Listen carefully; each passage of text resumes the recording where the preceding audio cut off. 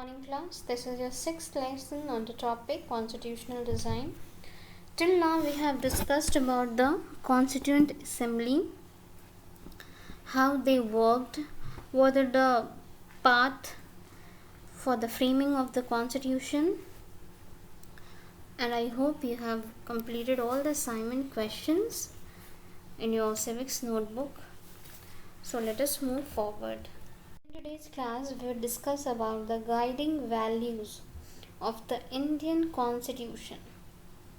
Or you can say that we will understand the philosophy of the Constitution.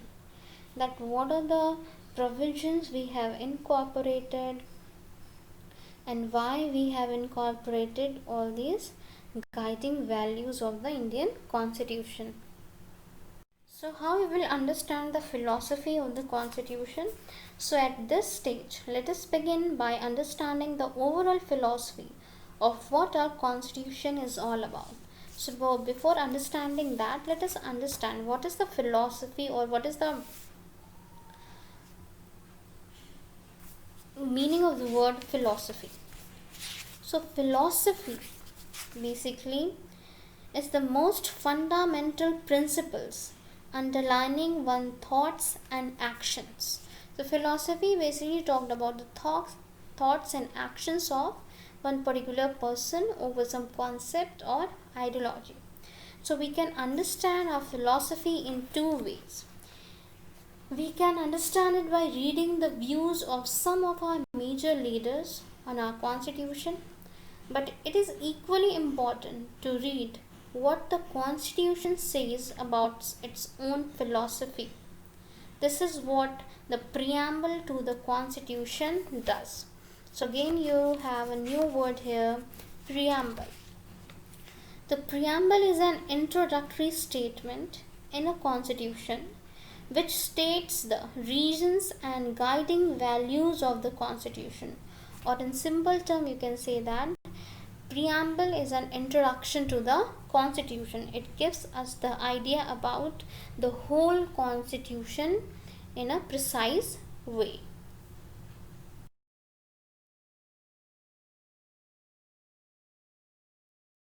He said, I shall strive for a constitution which will release India from all thraldom and patronage. I shall work for an India in which poorest shall feel that it is their country, in whose making they have an effective voice, an India in which there shall be no high class and low class of people, an India in which all community shall live in a perfect harmony. There can be no room in such an India for the curse of untouchability or the curse of intoxicating drinks and drugs. Women will enjoy the same rights as men. I shall be satisfied with nothing else. So he wanted an India free from all the social differences, high class, low class, rich, poor, and he wanted a society to live in harmony, peace, and there should be no untouchability, no drugs, no drinks, and the women should have equal rights as men. So he dreamed about India in this way. This dream of an India that has eliminated inequality was shared by Dr. Bhimrao Ambedkar, who played a key role in the making of the constitution, but he had a different understanding how inequalities could be removed. He often bitterly criticized Mahatma Gandhi and his vision. So Dr. Bhimrao Ambedkar had different vision regarding the constitution. Let us see. In his concluding speech to the Constituent Assembly, he stated his anxiety very clearly. He said, on the 26th of January 1950, we are going to enter a life of contradictions. In politics, we will have equality, and in social and economic life we will have inequality. In politics, we will be recognizing the principle of one man, one vote, and one vote, one value. In our social and economic life, we shall, by reason of our social and economic structure, continue to deny the principle of one man, one value. How long shall we continue to live this life of contradictions? How long shall we continue to deny equality in our social and economic life? If we continue to deny it for long, we will do so only by putting our own democracy in peril. Peril means in danger or threat. So he stated that, okay, we are having a constitution which talks about political equality, but in our social and economic life, we are not going to achieve it. And if we will ignore this situation for a long, it can be a dangerous situation for India. And it is us who have to work for this situation. Let us turn to Jawaharlal Nehru giving his famous speech to the Constituent Assembly at the stroke of midnight on 15th August 1947.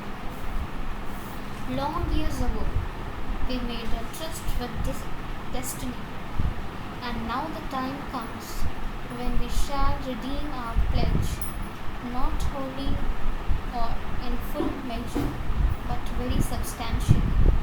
At the stroke of the midnight hour, when the world sleeps, India will awake to life and freedom.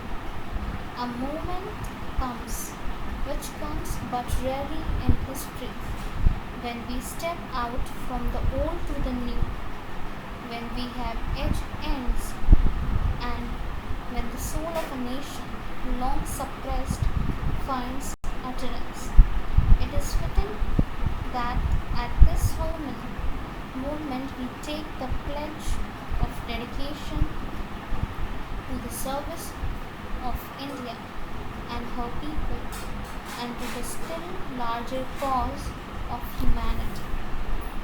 So, we have seen the different views of our major leaders who had different vision regarding, or who had different philosophy regarding the constitution, regarding the India.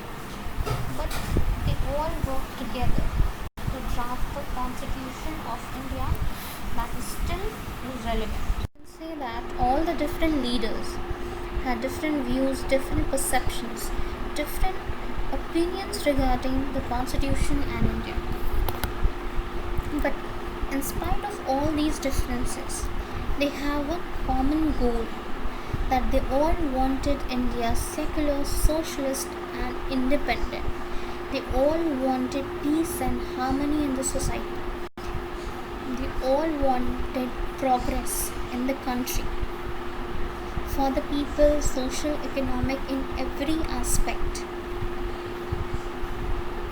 So the different views of the leaders help us to understand the guiding philosophy of the constitution, and all those guiding philosophy, all those ideas we can understand as a preamble, because preamble is an introductory statement or is a preface to the constitution. It helps us to understand about the detailed explanation of the constitution in a brief and precise way. Preamble contains the philosophy of the constitution. It is the preface of the constitution, and here you can see that preamble of the Indian constitution. It states that we, the people of India, having solemnly resolved to constitute India into a sovereign, socialist, secular, democratic republic, and to secure to all its citizens justice, that is social, economic and political, liberty of thought, expression expression, beliefs, faith and worship, equality of status and of opportunity, and to promote among them all fraternity, assuring the dignity of the individual and the unity and integrity of the nation.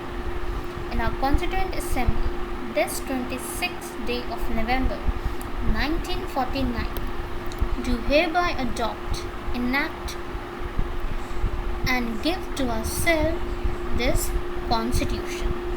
So we will have a detailed discussion regarding all those philosophy or the preamble in next video. Based on today's class, you have certain assignment question for you all. First question is, what do you mean by preamble? So you need to define the preamble. Next question is, what did Mahatma Gandhi want the Constitution to do as expressed in his magazine Young India in 1931? So you need to write down all the points that he wanted Constitution to do and what he dreamt about India. Third question is, what was the common idea expressed by all the three different leaders in their speeches that we have discussed in today's class? Mahatma Gandhi, Jawaharlal Nehru and B.R. Ambedkar. And what was the common idea they expressed, though having different opinions? They have common idea. But what was that common idea expressed by all of them? So thank you class and have a nice day ahead.